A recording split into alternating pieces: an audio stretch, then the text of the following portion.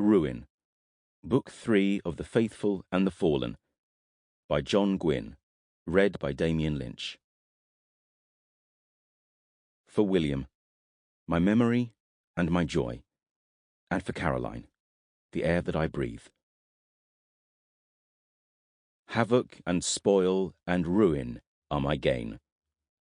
John Milton, Paradise Lost. Chapter 1. Ulfilas. The year 1143 of the Age of Exiles, Eagle Moon. Ulfilas touched his heels to his horse's side, urging her up the incline before him, a slope of grey rock and gravel littered with the remains of long-dead trees. Beside him, King Jael kept pace, his face set in rigid lines. A dozen paces ahead of them rode Jael's huntsman, Dag. Jael should not be here, Ulfilas thought, a knot of worry shifting in his gut. The king of Isiltir, wandering in the northern wilderness on a fool's errand. It was not that Ulfilas felt any great sense of loyalty to Jael. He didn't even like the man. It was more that after all they had been through, to die now on a journey like this, which he considered a waste of time, would feel foolish. Ulfilas was aware that times were changing. There was war on the horizon, and the power in Isiltir needed consolidating.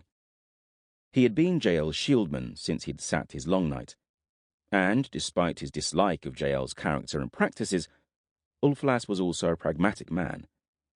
I'm a warrior. Got to fight for someone. Recent events had proven his choice well made. King Romar was dead. Castel, Jael's cousin, was dead. Gerda, estranged wife of Romar, was dead.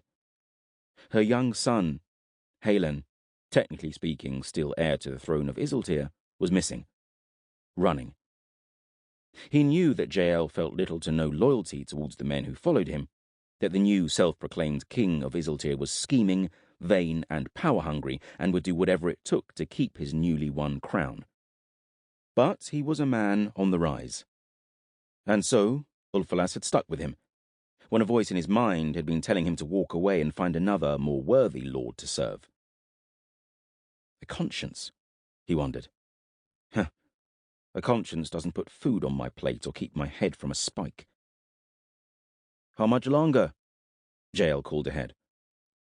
Not much longer, my lord, the huntsman Dag called back. We'll be with them before sunset. Close to the top of the incline, Ulfilas reined in his horse and looked back. A column of warriors wound up the slope behind him, surrounding a wain pulled by two hulking auroch. Beyond them, the land stretched grey and desolate. Further south, the fringes of fawn forest were a green blur. A river in the distance sparkled under the dipping sun, marking the border of this northern wasteland with the realm beyond. Isiltir. Home. Ulfilas looked away, back up the slope towards his king, and spurred his horse after him.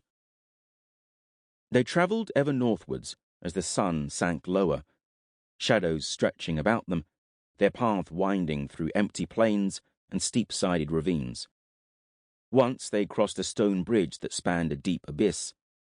Ulfilas looked down into the darkness. His stomach shifted as his horse stumbled on loose stone, the thought of falling into the unknown making him snatch at his reins. He let out a long breath when they reached the far side, the sharp rush of fear receding as quickly as it had appeared. They rode into a series of barren foothills, eventually cresting another slope to find Dag silently waiting for them.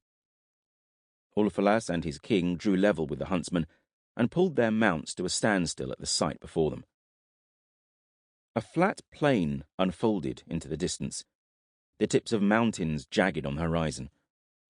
Just below the travellers lay their destination, a great crater, as if Elyon the Maker had punched a fist into the fabric of the earth, barren of life and no breeze or sound of wildlife to disturb it.